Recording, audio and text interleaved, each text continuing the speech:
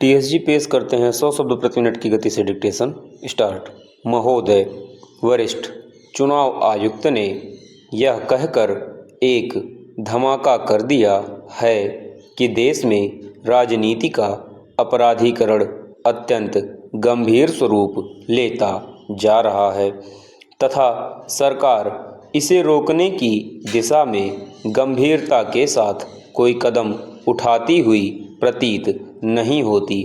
उन्होंने इस संबंध में आंकड़े प्रस्तुत करते हुए कहा है कि वर्तमान संसद के 40 सदस्य तथा विभिन्न राज्य विधानसभाओं के 4072 सदस्यों में से 700 सदस्य विभिन्न आपराधिक मामलों में संलिप्त हैं तथा उनके विरुद्ध विभिन्न अदालतों में केस चल रहे हैं।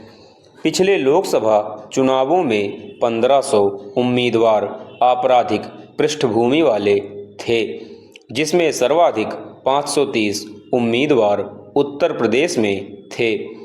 उन्होंने कहा कि राजनीति में जिसमें अपराधीकरण का कैंसर जिस गति से बढ़ रहा है, उसे देखते हुए संसद को यथाशीघ्र कानून बनाना चाहिए तथा आपराधिक पृष्ठभूमि वाले उम्मीदवारों के चुनाव में खड़े होने या उन्हें राजनीतिक दलों द्वारा टिकट दिए जाने पर रोक लगाई जानी चाहिए।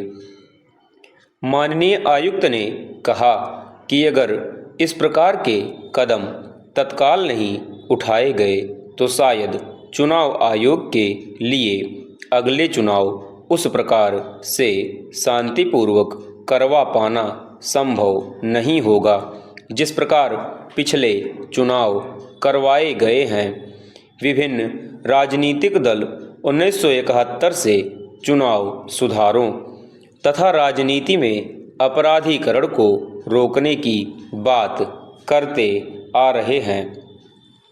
गत वर्ष NN वोहरा कमेटी ने भी राजनेताओं, नौकरशाहों तथा अपराधियों के संबंधों के बारे में अपनी रिपोर्ट दी थी।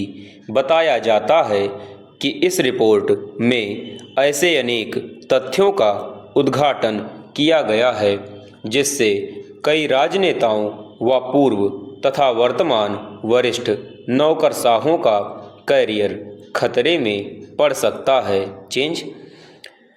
आज स्थिति यह है कि कोई भी राजनीतिक दल अपराधियों की निकटता से मुक्त नहीं है। राजनीति व चुनावों में आज जिस प्रकार धनबल और बाहुबल की आवश्यकता बढ़ी है, उसी अनुपात में इन दलों पर धनाढ्यों, आर्थिक अपराधियों तथा अन्य अपराधियों का वर्चस्व भी बढ़ा है। कभी आर्थिक अपराधी और माफिया राजनेताओं के संरक्षण में काम करते थे, लेकिन अब तो यह स्वयं विभिन्न राजनीतिक दलों के टिकटों पर चुनाव लड़ने लगे हैं या जहां यह संभव नहीं है वहां स्वयं अपने राजनीतिक दल बनाकर राजनीति में आने का भी प्रयास कर रहे हैं। पिछले चुनावों में कुछ अपराधियों ने जेल से ही चुनाव लड़ा और वे जीत भी गए। अपराध जगत में राजनीति में अपने पांव जमाने का नवीनतम प्रयास करने वाला मुंबई का माफिया सरगना अरुण गावली है, जिसने शिवसेना के मुकाबले में राष्ट्रीय सेना का गठन किया है। मुंबई में राजनीतिक क्षेत्रों में यह चर्चा है कि उसे शिवसेना भाजपा विरोधी राजनीतिक दलों का समर्थन प्राप्त है। राजनीति में उच्च स्तर से लेकर निम्न स्तर तक धन के वर्चस्व का ही परिणाम है कि पिछले कुछ वर्षों में देश में बड़े बड़े घोटाले हुए हैं।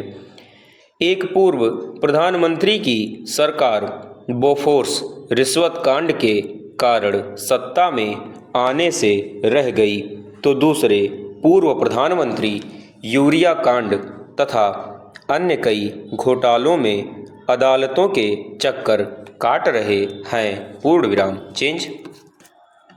महोदय, कई पूर्व मंत्रियों पर भी अनेक घोटालों में केस चल रहे हैं। एक पूर्व मुख्यमंत्री पशु चारा घोटाले में बंदी हैं, तो दूसरे के ऊपर गिरफ्तारी की तलवार लटकने लगी है। विभिन्न राजनीतिक दलों के कई वरिष्ठ नेता हाल ही में हवाला कांड में मुक्त हुए हैं, लेकिन अब सीबीआई द्वारा उनके विरुद्ध सुप्रीम कोर्ट में अपील की गई है या की जा रही है। इस प्रकार अभी भी उनके ऊपर हवाला कांड के केस की तलवार लटकी हुई है। जनता दल के अध्यक्ष श्री शरद यादव पर हवाला कांड में केस चल रहा है, क्योंकि उन्होंने यह राशि लेने की बात स्वीकार की थी।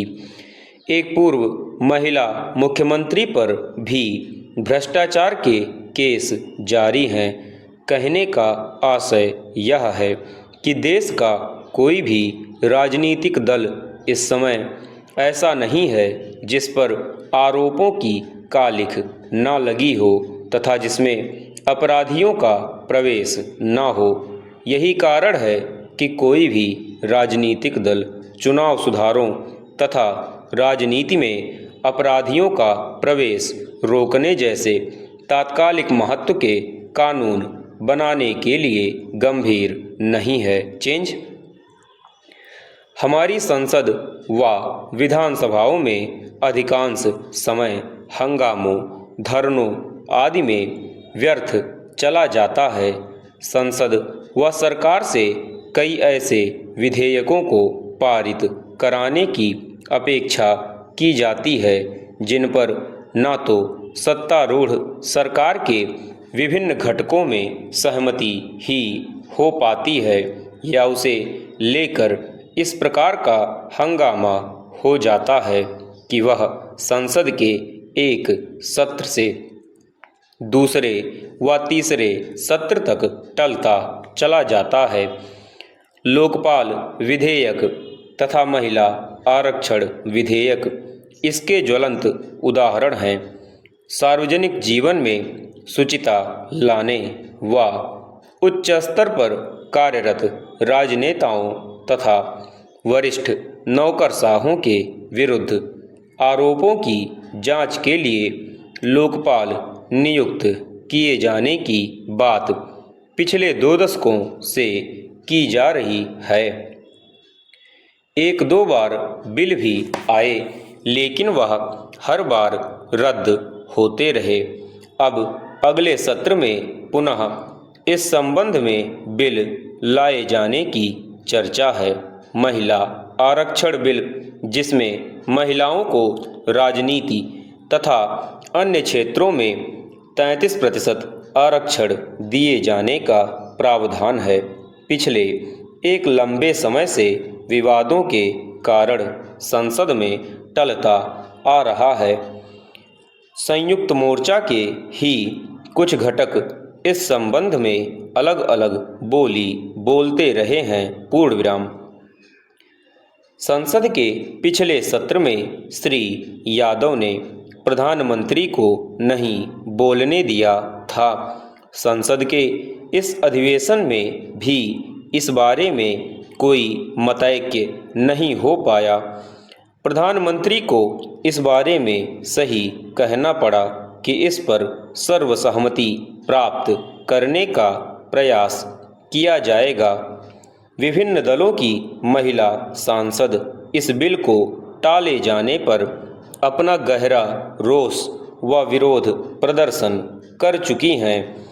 उनमें से अनेक ने यह आरोप लगाया है कि राजनीतिक दल महिलाओं को आरक्षण देने के बारे में गंभीर नहीं है और उसे टालते जा रहे हैं। पूर्ण विराम समाप्त।